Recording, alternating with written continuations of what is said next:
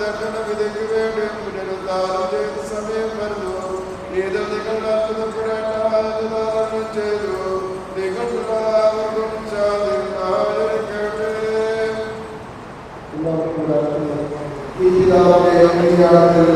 ദുഃഖം അനുഭവിക്കുന്ന കുടുംബ അംഗങ്ങളെ ജീവിതത്തിന്റെ ഒരു പ്രതിഭാസം തന്നെയാണ്. ഒരു ശിശു പിറന്നു വീഴുമ്പോൾ നമ്മളെല്ലാവരും സന്തോഷത്തോടെ ആ സംഭവത്തെ നമ്മൾ സ്വീകരിക്കും. ക്ഷണികമായ ലോകത്തിൽ നിന്നും നിത്യജീവനിലേക്ക് നമ്മൾ കടക്കുന്ന കവാടം ആയിരിക്കുന്ന മരണം നമ്മളെ ഏറ്റവും ഭയപ്പെടുത്തുകയും ദുഃഖത്തിന്റെ ഒരു അനുഭവമായിട്ട് നമ്മൾ അതിനെ കാണുകയും ചെയ്യും. നിശ്ചയമായിട്ടും നമ്മളുടെ ഏറ്റവും വേണ്ടപ്പെട്ടത് നമ്മൾ സ്നേഹിക്കുന്നതിൽ നമ്മളിൽ നിന്നും കടന്നു പോകുമ്പോൾ കടലിന്റെയും ദുഃഖത്തിന്റെയും അനുഭവം തന്നെയാണ്. ആ സമയത്തൊക്കെയും നമ്മൾക്ക് ദൈവത്തിന്റെ ഒരു കരുണയും സ്നേഹത്തിന്റെയും നിമിത്തമാണ് മരണം എന്ന് നമുക്ക് കാണുവാനോ ആരും ആശ്വസിച്ചാലും അത് സാധിക്കുകയില്ല എന്ന് പൊതുവായി നമ്മുടെ അനുഭവമാണ്. എന്നാൽ നമ്മൾ ഓർത്തുകൊള്ളണം, നമ്മളുടെ തീരുമാനം ഒന്നും തന്നെ കൈകൊള്ളാതെ നമ്മളെ ലോകത്തിലേക്ക് അയക്കുമ്പോൾ ദൈവത്തിന്റെ സ്നേഹമാണ്. അതേ സ്നേഹത്തിന്റെ ഒരു പ്രകടനം കൂടിയാണ് ലോകത്തിൽ നമ്മൾക്ക് നിശ്ചിതമായ ഒരു സമയം തന്നത്. ലോകത്തിന്റെ ഭാരങ്ങളും ചുമടുകളും നമ്മളുടെ ചർമ്മം എല്ലാം ചുരുങ്ങി ദുഃഖവും പ്രയാസവും വേദനയും രോഗവും ബാധിക്കുന്ന സമയത്ത് ജീവനിൽ നിന്ന് ഈ ലോകത്തിൽ നിന്ന് നമ്മളെ നിത്യമായിട്ട് വേദനയും പ്രയാസവും കണ്ണീരും ഒന്നുമില്ലാതെ നിത്യതയോടുകൂടി ദൈവത്തിന്റെ സന്നിധിയിൽ വസിക്കുവാനായിട്ട് ഒരു അവസരം കാണുന്നത്. അതുകൊണ്ട് കർത്താവിൽ വിശ്വസിക്കുന്ന ഏതൊരു വ്യക്തിയെ സംബന്ധിച്ചിടത്തോളം മരണം എന്ന് പറഞ്ഞിരിക്കുന്നത് ഒരു കവാടമാണ്. ഒരു മനുഷ്യന്റെ ജീവിതത്തിന്റെ അളവല്ല ആ വ്യക്തിയുടെ ജീവിതത്തിന്റെ മഹാത്മ്യം.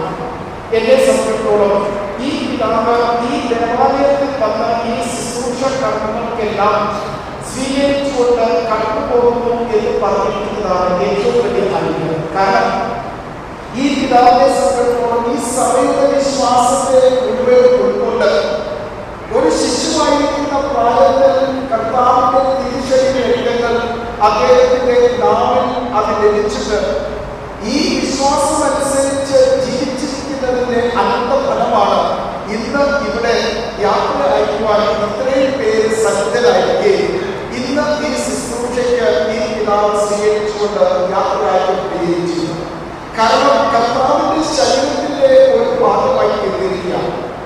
എന്ന് കർത്താവിന്റെ തിരിച്ചറിവ് രക്തങ്ങൾ അദ്ദേഹത്തിന്റെ നാമം സ്പർശിച്ചു അന്ന് തൊട്ട് കർത്താവിന്റെ ശരീരമായിട്ടിരിക്കുന്ന സഭയുടെ ഭാഗമായി തീർന്നു. അങ്ങനെയുള്ള ഒരു അനുഭവത്തെ കുറിച്ച് പരിശുദ്ധനായ പൗലോസ് റോമർക്കെഴുതിയ ലേഖനത്തിന്റെ 7-ാം അധ്യായത്തിന്റെ അവസാനത്തിൽ പറയുന്നത് നമ്മളെ ഒന്നും തന്നെ ദൈവത്തിന്റെ സ്നേഹത്തിൽ നിന്നും അടർത്തി മാറ്റുവാനായിട്ട് സാധിക്കും. ഈ ലോകത്തിലാണെന്നുള്ളതാണെങ്കിലും പരലോകത്തിലുള്ളതാണ്. മാനവമാർക്കോ ശക്തികൾക്കോ ഒരു ഒന്നും തന്നെയും ദൈവത്തിന്റെ സ്നേഹത്തിൽ നിന്നും നമ്മളെ വേർപെടുത്തുവാനായിട്ട് സാധിക്കും. ഈ പിതാവ് ആ സ്നേഹത്തിന്റെ പൂർണ്ണത അനുഭവിക്കുവാനായിട്ട് ചെല്ലുകയാണ്. അതുകൊണ്ടാണ് ഞാൻ പറഞ്ഞത് മരണത്തെ പറഞ്ഞിരിക്കുന്നത് ദൈവത്തിന്റെ സ്നേഹത്തിന്റെ ഭാഗത്തുള്ളതാണ്. അങ്ങനെ സ്നേഹം ഇവിടെ ലോകത്തിൽ അനുഭവിച്ചു ഈ പിതാവ്. അതുകൊണ്ട് തന്നെ ഒരു കുടുംബജീവിതം അനുഗ്രഹപ്രദമായ കുടുംബജീവിതം നയിക്കാൻ സാധിച്ചു.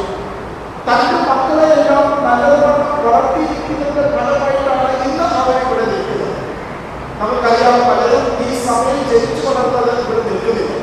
പക്ഷെ ഈ പിതാവിന്റെ അനുഗ്രഹ അവസ്ഥയാണ് മക്കളെ എല്ലാം തന്നെയും ഇവിടെ കാണുവാൻ തക്കവണ്ണം ഈ ശുശ്രൂഷയെ സംബന്ധിക്കുവാൻ തക്കവണ്ണം അതുകൊണ്ട് അനുഗ്രഹമാണ്. സഭയുടെയും സമൂഹത്തിന്റെയും എല്ലാ ഉത്തരവാദിത്വങ്ങളും നിർവഹിച്ചുകൊണ്ട് ദൈവസന്നിധിയിലേക്ക് യാത്രയാവുകയാണ്. ഈ പിതാവ് അതുകൊണ്ട് മറികടന്ന് അല്ലെങ്കിൽ അഗ്രഹിച്ച് ചെല്ലുമ്പോൾ ഏകനായിട്ടല്ല, ഭയപ്പെടുന്നതായിട്ടുള്ള അനുഭവമല്ല, വിശുദ്ധന്മാരും ശുദ്ധിമതികളും ഈ പിതാവിന്റെ ആത്മാവിനെ സ്വീകരിക്കുവാൻ ആവുകയുള്ളൂ. അങ്ങനെ ഈ വിശുദ്ധന്മാരുടെ ഒരു വലിയ സംഘം നമ്മൾ ചുറ്റുകൊണ്ട് എന്ന് എബ്രായ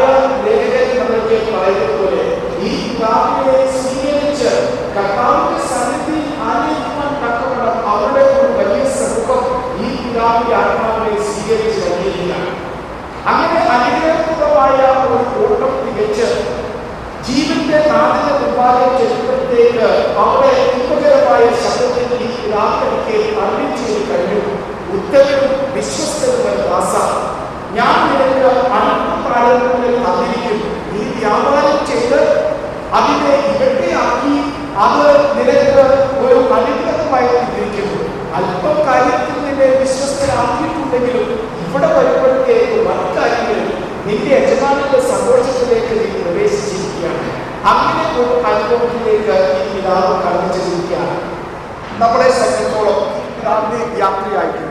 കാരണം നമ്മൾക്ക് ദുഃഖവും പ്രയാസവും ഉണ്ടെങ്കിൽ പ്രത്യാശയോട് കൂടിയാണ് ഏതൊരു ക്രിസ്ത്യാനിയും അവരുടെ മരിച്ചവരെ യാത്രയാക്കുന്നത്. കാരണം കർത്താവിന്റെ ജീവിതത്തിൽ നമ്മൾ കണ്ടിരിക്കുന്നതും നമ്മൾക്ക് ആഘോഷിക്കുന്നതുമായ മരണത്തെ ചവിട്ടി മെതിക്കുവാൻ തക്കവണ്ണം കർത്താവായ യേശു ക്രിസ്തു മരണത്തെ വിജയിച്ചിട്ടുണ്ടെങ്കിൽ ഇന്ന് ആ കർത്താവിന്റെ ശരീരത്തിന്റെ ഭാഗമായിരിക്കുന്ന ഏതൊരു ക്രിസ്ത്യാനിക്കും ധൈര്യത്തോടും പ്രത്യാശയോടും പറയുവാനുള്ളത്, ഹേ മരണമേ നിന്റെ വിജയം എവിടെ? ഹേ മരണമേ നിന്റെ വിഷമുള്ള ആത്മാവ്, ആശ്വസിപ്പിക്കുന്ന ആത്മാവ്, ശക്തി തരുന്ന ആത്മാവ്, നിങ്ങളുടെ ദുഃഖങ്ങളെ താങ്ങുവാനായിട്ടുള്ള ശക്തി തരട്ടെ. നിങ്ങളുടെ മുഖങ്ങളിൽ നിന്നും കണ്ണീര് അറിയിച്ചുകൊണ്ട് ഹൃദയങ്ങളുടെ ഭാരത്തെ എല്ലാം താങ്ങുമാറ്റാനുള്ള ശക്തിയും ഹൃദയവും നൽകുവാനാകട്ടെ. ഈ പിതാവിന്റെ ആത്മാവിനെ ബുദ്ധിശക്തി നൽകി വിശുദ്ധന്മാരോട് ശുശ്രൂഷകളോടുകൂടി കണ്ണീരിക്കുകയും ചെയ്യട്ടെ എന്ന് പ്രാർത്ഥിച്ചുകൊണ്ട് എന്റെ വാക്കുകൾ